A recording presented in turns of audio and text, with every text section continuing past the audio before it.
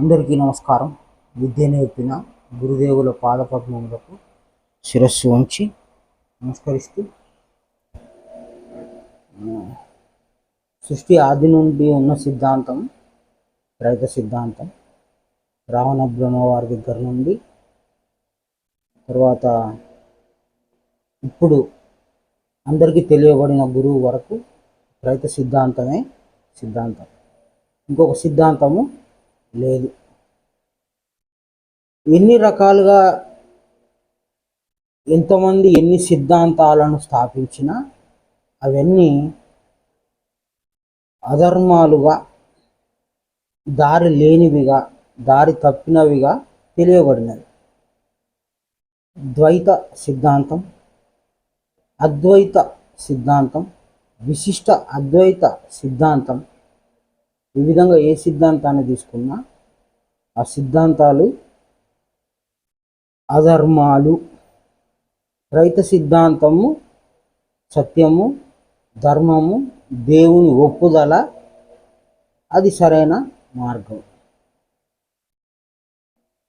ఈ విధంగా రైత సిద్ధాంతమే సిద్ధాంతం, ఇంకోటి కాదు తౌరాతు అని మనకు అన్ని గ్రంథాల్లో తెలియజేస్తూ ఉన్నప్పటికీ కొత్తగా కొంతమంది సూర్య సిద్ధాంతము అని పెట్టడం జరిగింది. రైత సిద్ధాంతం, సూర్యునికి ఏం సిద్ధాంతం ఉంటుంది? సూర్య సిద్ధాంతం అండి. సూర్యుడు జీవాత్మ గుర్తుగా మన త్రైతారాధనలో ఆదివారాన్ని గుర్తుగా పెట్టుకుంటాం, జీవాత్మ గుర్తుగానే పెట్టుకుంటాం. అలాంటి సూర్యునికి ఒక సిద్ధాంతాన్ని పెట్టి సూర్య సిద్ధాంతం, సూర్య సిద్ధాంత ఆదికర్త అని ఈ నాలుగాత్మల బ్యాచ్ వాళ్ళు సూర్య సిద్ధాంతం కొత్తగా పెట్టడం జరిగింది. వాటి సిద్ధాంతం రూల్స్ ఏంటిదో, రెగ్యులేషన్స్ ఏందో, ఆ సిద్ధాంత ప్రతిపాదన ఏందో, సూర్య సిద్ధాంత స్థాపకులు ఎవరో, వ్యవస్థాపకులు ఎవరో, ఆశ్రమం ఏంటిదో, ఆశ్రమకర్త ఎవరో, ఇవన్నీ మనకి తెలియకుండా పాటలు వినిపిస్తున్నాయి యూట్యూబ్లలో.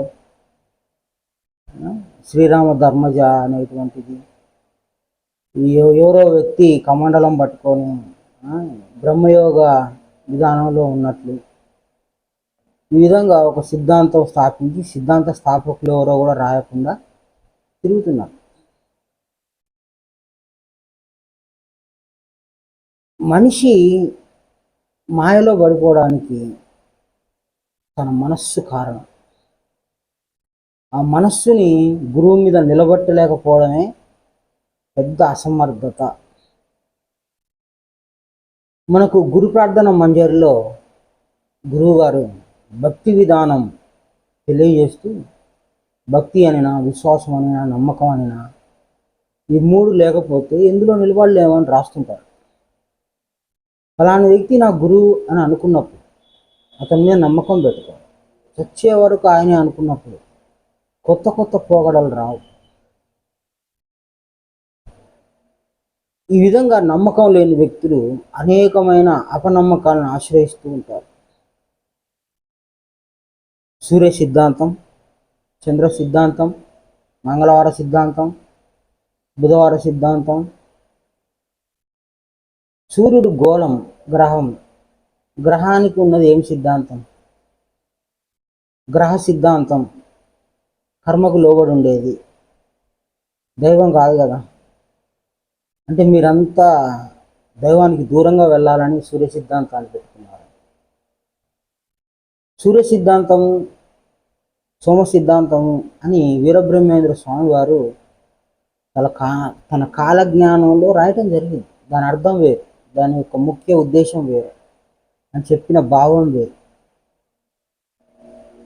అలాంటి వీరబ్రహ్మేంద్ర స్వామి వారే ఆనందాశ్రయుల గురించి, ప్రబోధానంద స్వామి గురించి, ఆయన చెప్పే వచనాల గురించి, ఆయన నాకు గురువు అని ఒప్పుకున్నటువంటి మొట్టమొదటి వ్యక్తిగా వీరబ్రహ్మేంద్ర స్వామి వారిని చెప్పవచ్చు. వీరబ్రహ్మేంద్ర స్వామి వారికే గురువు ఉన్నప్పుడు, దేవుడు ఉన్నప్పుడు, వీరబ్రహ్మేంద్ర స్వామి వారే మీకు గురువు ఉన్నాడు, ఆయనే ప్రబోధానంద స్వామి అన్నప్పుడు, ఆయనే మనకు గురువుని జ్ఞాపకం చేసినప్పుడు మనం కొత్త కొత్త విధానాలు పెట్టుకొని వాటి విధానంలో ప్రయాణిస్తూ మనుషుల్లో కలతలు రేపి భ్రమలు రేపి నాలుగాత్మలని, లేదంటే ప్రబోధానంద స్వామివారు రాసినటువంటి రచనలలో ఇవి కొన్ని తప్పులున్నాయి అర్థం కాలేదని తీర్పులు తీర్చేసి నిందలు మోపేసి ఏదో రకమైన మనసుతో బాధతో కావచ్చు, లేకపోతే ఇంకోటి కావచ్చు ఏదో రకంగా దారి తప్పిపోవద్దండి. దారిలో ఉండండి. అవమానం జరిగితే అవమానానికి తగిన సహనం వహించండి. అల్లా మీద భారం వేసి సహనాన్ని వహించండి, కానీ దారి తప్పి పోవద్దు. గ్రహ సిద్ధాంతము అని తెలిసినాక అది దేవుని సిద్ధాంతం కాదు, సూర్యుడు గ్రహం. కాబట్టి సూర్యుడి యొక్క సిద్ధాంతం ఏముంటుందో ఏమో తెలియదు, కానీ రైత సిద్ధాంతంలో మాత్రం 3 ఆత్మల జ్ఞానం వివరంతో కూడుకొని ఉంటుంది సిద్ధాంతం. సరే, ప్రబోధానంద యోగీశ్వరుల వారు ఈ సిద్ధాంతాన్ని స్థాపించారంటే క్రీస్తు కూడా, కృష్ణుడు కూడా, రావణబ్రహ్మ వారు కూడా, వేమన యోగి వారు కూడా.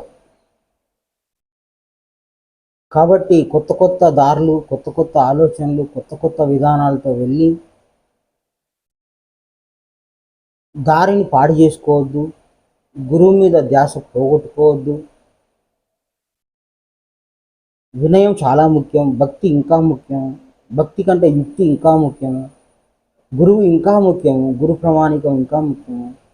కాబట్టి గురువు దగ్గరకు వచ్చి గురువు యొక్క జ్ఞానాన్ని ఆహారంగా భుజించిన వారు భక్తి లేకనో, విశ్వాసం లేకనో, అవమానం జరిగి దాన్ని తట్టుకోలేకపోవడం చేతనో, లేకపోతే ఇంకొక రకంగా ఏదైనా పరీక్షలు పెట్టినప్పుడు దానికి నిలబడే స్తోమత లేకపోవడం, ఏదో ఒక కొత్త దారి ఎన్నుకుందామనో, రోషానికో పౌరుషానికో పక్కదారి పోవద్దండి.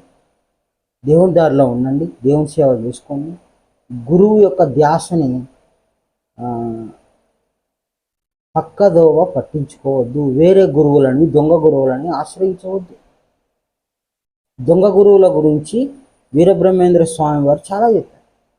అది మనం ఇంతకుముందు స్పీచ్లో కూడా కొంత మాట్లాడుకున్నాము. ఇప్పుడు కొత్తగా సూర్య సిద్ధాంతం అని మాకు వినిపిస్తుంది పాటలు కూడా.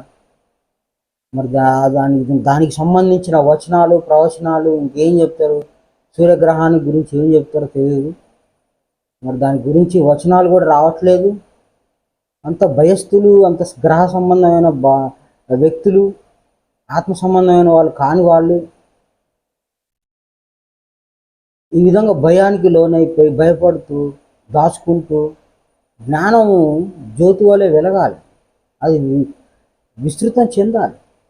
క్రీస్తుని ప్రకటించే వాళ్ళకి చాలా గాంభీర్యత ఉంటుంది, ప్రబోధానంద స్వామి వారిని ప్రకటించే వాళ్ళకి ఇంకా గాంభీర్యత ఉంటుంది. కానీ ఎవరిని ఎట్లా ప్రకటించాలనో, ఎవరు గురువో ఏందో ఏం కథో ఏం తెలియని వాళ్ళు ఒక సిద్ధాంతం ఏదో స్థాపించుకొని ఇక్కడి నుంచి పోయిన వాళ్ళే ప్రబోధానంద శిష్యులే. అందరూ ఆయన పెట్టిన అన్నం తినడానికి వచ్చే గ్రూపులు తయారైనాయి. ఇక్కడ ఒక గ్రూపు, మందిరంలో గ్రూపు, బయట ఒక గ్రూపు, ఈ విధంగా విచ్ఛిన్నమై మనసు కలతలు చెంది అభిమానమనో లేకపోతే మత్సరమో ఏదో ఒకటి గుణం పనిచేసి ఆ విధంగా మనుషులు విచ్ఛిన్నం అయిపోయి ఒకరినొకరు తిట్టుకుంటున్నారు. మా వీడియోలు చూడొద్దంటే ఇంకొకరు, ఇంకొకరు వీడియోలు చూడొద్దంటే ఇంకొకరు, మందిరంలో ఉంటే ఒక రకరకాలమైనటువంటి మత్సర గుణం ఎట్లా పనిచేస్తుందో మాకు కూడా తెలియదు. అన్నంతగా వాళ్ళు ప్రవర్తిస్తూ ఆ గుణం కనిపిస్తుంటుంది. ఎట్లా కనిపిస్తుంటుంది అంటే స్వతంత్రత లేకుండా కట్టివేసే విధానం ఎక్కడైతే ఉంటుందో అక్కడ మత్సరం పనిచేసినట్టే. వేరే వాళ్ళని విభేదించి మన వాళ్ళని సమర్థిస్తే మత్సరం పనిచేసినట్టే. మత్సరం యొక్క ఉద్దేశమే అది. వాడు మనోడు కాదు అంటే మత్సరమే. వీడు మనోడు అంటే దానికి మోహం అనే పేరు ఉంది, అది కూడా మత్సరమే. వాడు మనోడు, వీడు మనోడు అంటే వాడు కాదు కదా. ఆధ్యాత్మికములో ఆరితేరిన జ్ఞానులు, సర్వంతర్యామి, అంతటా ఉన్న దేవుణ్ణి చూసేవాడు, వాడు నిజమైన జ్ఞాని, యోగి అన్నాడు. ప్రత్యేకమైన గ్రూపులు తయారై ప్రత్యేకమైన విధానం పెట్టుకొని ప్రత్యేకంగా ఇంకోటి ఏదో ఉందని ఆ విధానంలో ఇంకేదో చెప్తారని నిజమైన గురువును మర్చిపోయి దారి తప్పి గురువును అవమానించినట్లే అవుతుంది. జాగ్రత్తగా చూసుకోండి, 1-2 సార్లు పరీక్షించుకోండి. గురువు ఒక్కడే ఉంటాడు. ఈ జగత్తుకంతా గురువు ఒక్కడే ఉంటాడు. ఈ జగత్తుకంతా ఒకే జ్ఞానం చెప్పిన జగద్గురు ఒక్కడే ఉంటాడు. ఇద్దరు గురువులు ఉండరు. కాబట్టి భగవంతుడిగా వస్తే ఏ కాలంలో వచ్చినా ఒకడే వస్తాడు, ఇద్దరు రారు. అనవసరమైన సిద్ధాంతాలను స్థాపించి అనవసరంగా రాద్ధాంతాలు చేసుకొని గురువును అవమానపరచొద్దు. గురువును అవమానపరిచిన పాపం మీరు సంపాదించుకోవద్దు. కష్టమో నష్టమో ఈ జన్మ వదిలేంత వరకు గురుపాద పద్మములకు శిరస్సు ఉంచి సాగిలపడి ఆయన మాటతో, ఆయన పాటతో, ఆయన ధ్యాసతో కొనసాగుతూ మరణం వచ్చేంత వరకు ఆ ధ్యాసలోనే ఉండాలి. వేరొక ధ్యాస పోకూడదు. ధ్యాస మార్పిడి జన్మకు కారణమవుద్ది. కాబట్టి ధ్యాస మార్చుకోవద్దు. కష్టమో నష్టమో ఈ జన్మ వదిలేంత వరకు గురునామస్మరణ వదలొద్దు. గురువు ఒక్కడే అని నిర్ధారణ చేసుకోండి. ఈ గురువు, కొత్త గురువు రాకముందు ప్రబోధానంద స్వామి వారు అందరికీ గురువు. ప్రబోధానంద స్వామి వారే గురువు అని చెప్పుకొని ఆయన ఆశ్రమంలోకి వచ్చి మాట్లాడుకొని పరిచయం చేసుకొని శిష్యులుగా ఉండి చాలా గొప్ప జ్ఞానం అన్నోళ్ళు ప్రత్యేకంగా విడిపోయి మేము ఒకటి చెప్తాం, మాకు తెలివి ఉంది అని గ్రూపులు తయారయ్యారు. గ్రూపులు తయారు. మందిరం వస్తే ఒక రకం, మందిరం రానోళ్ళు ఒక రకం అట. ఈ విధంగా మనుషులు ఇష్టానుసారంగా మాట్లాడేమే కానీ గ్రంథ ప్రమాణికంగా మాట్లాడే వాళ్ళు లేరు. కాబట్టి అనవసరమైన సిద్ధాంతాలు స్థాపించొద్దండి. ఉన్నది ఒకటే, సృష్టి ఆది నుంచి రైత సిద్ధాంతం. దాన్నే మనం చెప్పుకోవాలి, గమనించుకోవాలి. ఎవరో పొగుడుతున్నారని పొగిడించుకోవడం, ఎవరో గణపరుస్తున్నారని ఈ అవకాశం నాకు వచ్చిందని పొంగిపోవటం, సత్యాన్ని దాచేసి అసత్యాన్ని చెప్పేసి పాపాన్ని సంపాదించి కొన్ని యుగాల పర్యంతం వెనక్కి వెళ్ళిపోవద్దు. చాలా దగ్గరగా వచ్చాము, చాలా దగ్గర దారిలో ఉన్నాము గురువుకి. ఇంత గొప్ప జ్ఞానము, ఇంత గొప్ప విధానం తెలియజేసిన గురువు గారికి, ఆయన రాసిన గ్రంథాలకి మనం ఈ జన్మ ఎంత తొందరగా మనం తెలుసుకుంటే, గురువు పాదపద్మం గట్టిగా పట్టుకోగలిగితే ఈ జన్మలోనే మోక్షం పొందాలి అనేటువంటి తీవ్రమైన పట్టుదల ఉంటే రైత సిద్ధాంత గ్రంథాలు తీసుకెళ్తాయి. ఎవరో ఏదో టోకెన్ ఇచ్చేశారు, మోక్షం పోవడానికి మాకు టికెట్ ఇచ్చేసిండ్రు, బాల్కనీ టికెట్ ఇచ్చేసిండ్రు అని ఈ వ్యవహారాలు కూడా మేము కొంత విన్నాము. దయచేసి గమనించుకోండి. వాక్య ప్రమాణికంగా మాట్లాడండి. వ్యక్తి ప్రమాణికం ఎప్పుడు సరైనది కాదు. జీవాత్మలను ఎప్పుడు ప్రమాణికం చేసుకోవద్దు. మన గురువు ప్రమాణికమే మనకు ముఖ్యం, ఇంకొకటి కాదు. అనవసరమైన బోధలకు, అనవసరమైనటువంటి అజ్ఞాన సంబంధమైనటువంటి విధానాలు గురువు గారు కాలం అయిపోయి కొద్ది కాలంలోనే మనం దారులు వేసుకోవడం జరుగుతూ ఉంది. అలాంటి విధానం వద్దు. స్వేచ్ఛాయుతమైన విధానాలు కావాలి. చాలామంది చాలా రకాలుగా ఉన్న సమయాన్ని వ్యాపారం కొరకు, పొగడ్తల కొరకు, లేదా తెలుసుకున్నాంలే ఇంకేముందిలే మళ్ళా చూద్దాంలే అని ఈ విధంగా నిర్లక్ష్య భావంతోనూ ఇంకో భావంతో కాలం గడపొద్దు. ఉన్న సమయం అంతా దేవునికే కేటాయించి, కృతయుగం నుంచి బతికాం, కృతయుగం నుంచి సుఖపడ్డారు, కృతయుగం నుంచి జన్మలెత్తుతూ అన్ని సుఖాలు అనుభవించి ఈరోజు వచ్చి ఒక్క జన్మ గురువుకి దారాదత్తం చేయడానికి మనకు చాలా ఇబ్బందులు అవుతున్నాయి. కానీ ఈ ఒక్క జన్మ జ్ఞానానికి సాగిలపడి, జ్ఞానం ఎదుట భక్తిభావం కలిగి, జ్ఞానం ఎదుట సద్భావం కలిగి, జ్ఞానమే ముఖ్యమని, గురువే ముఖ్యమని, ఈ జన్మ అంతా గురువుకే అంకితం అనేటువంటి విధానంలో మనం గడపగలిగితే, ఆ విధానాన్ని పెంచుకోగలిగితే మనకు నిజమైన గురువు ఎన్ని లక్షల సంవత్సరాలకు మళ్ళీ వస్తాడో తెలియదు. కాబట్టి వచ్చిన గురువుని గుర్తించడం, ఉన్న గురువుని మనం జ్ఞాపకం పెట్టుకోవడం, ఆ గురుదాసలో మరణించడం, అది చాలా గొప్ప విషయం. ఎవరో ఏదో అన్నారని, అవమానించారని కుంగిపోవద్దు, మనసు పాడు చేసుకోవద్దు. గురువుని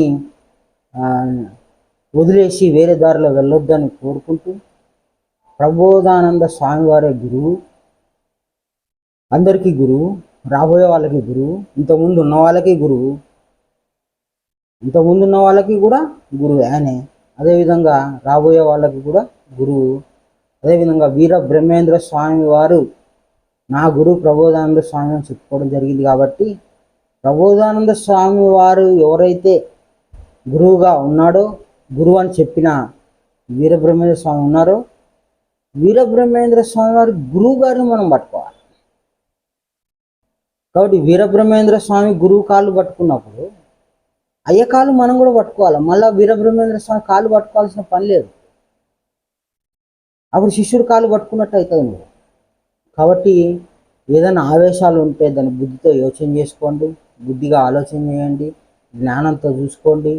ఆత్మే దేవుడు, ఆత్మే ఆధారం, ఆత్మే అన్నిటికీ మూలము, ముఖ్యము అనేటువంటి విధానం ఉంది. ఈరోజు తప్పు చేసినా కూడా ఆత్మని శరణు వేడుకోండి.